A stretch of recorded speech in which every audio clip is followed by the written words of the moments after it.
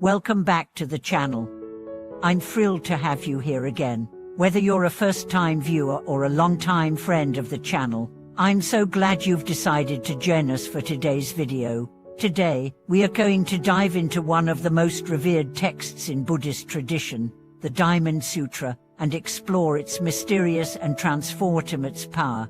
You may have heard of this famous scripture, but today, we'll uncover its deeper significance, especially when it comes to its ability to save and heal even the most seemingly hopeless situations. Have you ever wondered how certain sacred texts can hold such immense power? What makes the Diamond Sutra so extraordinary? If you've ever encountered a point in your life where everything felt beyond saving, where every solution seemed futile, this video will shine a light on the profound wisdom embedded in this ancient scripture. The Diamond Sutra is often called one of the most important Mahayana Buddhist scriptures. It's known for its teachings on emptiness, the nature of reality, and the path to liberation. However, despite its remarkable teachings, there's a common question that arises: why does the Diamond Sutra seem to have its limits? After all, if it has the power to transcend worldly illusions and bring enlightenment, why can't it save those who are truly beyond help?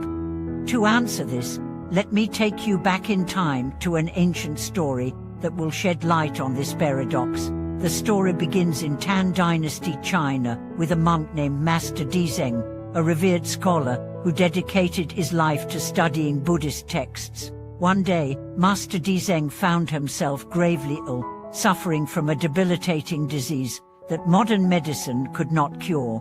No matter how much he meditated, prayed, or recited sacred texts, he could not find relief. As the days passed, he became more and more desperate. At that time, an old monk visited Master Dzeng. The old monk asked him, "Why do you continue to suffer when you have access to the Diamond Sutra? Don't you understand that everything is impermanent, that the body is merely a vessel?" Master Dzeng responded, "I understand the teachings well, but no matter how much I recite or meditate, my suffering remains. Why does the sutra not relieve me from my pain?" The old monk smiled gently and told him, "The Diamond Sutra is not about a quick fix. It teaches that the only way to escape suffering is to transform your mind. The sutra is about the wisdom to see through the illusions of this world, not to escape the natural course of life and death. If you want to truly be free, you must first understand that your attachment to life and death is the root of your suffering." This profound insight led Master Dzeng to a realization: the Diamond Sutra doesn't work as a quick remedy or a magic spell. Its power lies in its ability to guide us toward understanding the true nature of reality, beyond our attachments, beyond the cycle of life and death, and beyond our illusions of suffering. But what does this mean for us today? It brings us to a powerful realization about the nature of spiritual teaching. True liberation comes not from escaping the pain of life, but from transcending our attachments to that pain. Let's explore this idea further. The Diamond Sutra teaches us that the nature of all things is impermanent. Everything we see, touch, and experience in the material world is fleeting. This includes our suffering. While it may feel real in the moment, it is not permanent. The sutra invites us to look beyond the surface and see the true nature of things, that there is no self, no permanent suffering, and no universe that is fixed in place. The sutra also speaks of emptiness. This doesn't mean that things do not exist, but rather that they exist without inherent essence. All things are interdependent, interconnected, and constantly changing. In this light, suffering itself is seen as an illusion, a result of our attachment to a fixed self or a fixed situation. By seeing the world as it truly is, we can release our attachment and, in turn, free ourselves from suffering. But here's the paradox. How do we apply this teaching when faced with real, immediate suffering? The Diamond Sutra does not promise to remove suffering in the traditional sense by fixing the body or changing the world around us. Instead, it offers us a deeper insight. If we transform our mind, our understanding of suffering changes. We begin to see suffering as temporary, as a passing moment in the grand scheme of things, and this recognition alone can bring us peace. This brings us to the core of the sutra's message.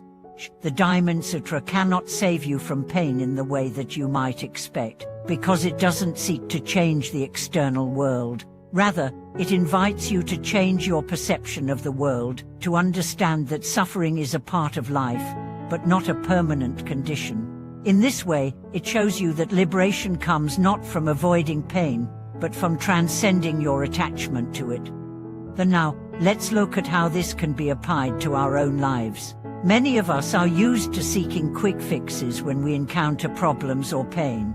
We may turn to external solutions, whether it's medicine, therapy, or temporary distractions, hoping to make the discomfort go away. But as Master Dezing's story shows us, the Diamond Sutra teaches that the true path to healing comes from within. It's not about escaping pain, but about transforming our relationship with it. When we stop identifying with our suffering and begin to see it as just another passing moment, we start to free ourselves. This doesn't mean ignoring the pain or pretending it doesn't exist. It means seeing it clearly, without attachment, and understanding that it will pass. The power of the Diamond Sutra lies in its ability to guide us to this understanding. I want to share a personal story that might resonate with many of you. There was a time in my life when I faced a significant emotional and physical challenge. I felt trapped in a cycle of pain and frustration. At first, I sought out all kinds of external solutions, trying to fix everything from the outside. But nothing worked, and I became even more desperate. It was only when I turned inward, when I began to apply the wisdom of teachings like the Diamond Sutra, that I started to find peace. I realized that my attachment to the outcome, my desire for things to be different, was what was causing my suffering. Once I released that attachment, I found a deep sense of freedom, even amidst the challenge. The lesson here is that the teachings of the Diamond Sutra are not about magically fixing your life. They're about seeing your life as it truly is, impermanent, interconnected, and constantly changing.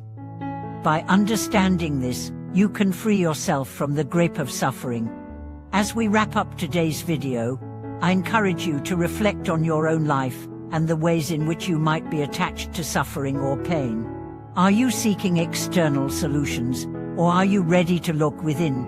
True liberation comes from understanding the nature of reality, and this is the gift of the Diamond Sutra.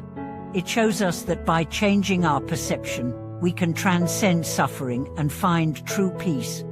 Thank you so much for watching today's video. If you found this teaching helpful, please don't forget to like, share, and subscribe to the channel. I'd love to hear your thoughts and experiences in the comments below. Until next time, remember that the path to freedom is always available to you. It starts with understanding the true nature of reality and releasing your attachment to it.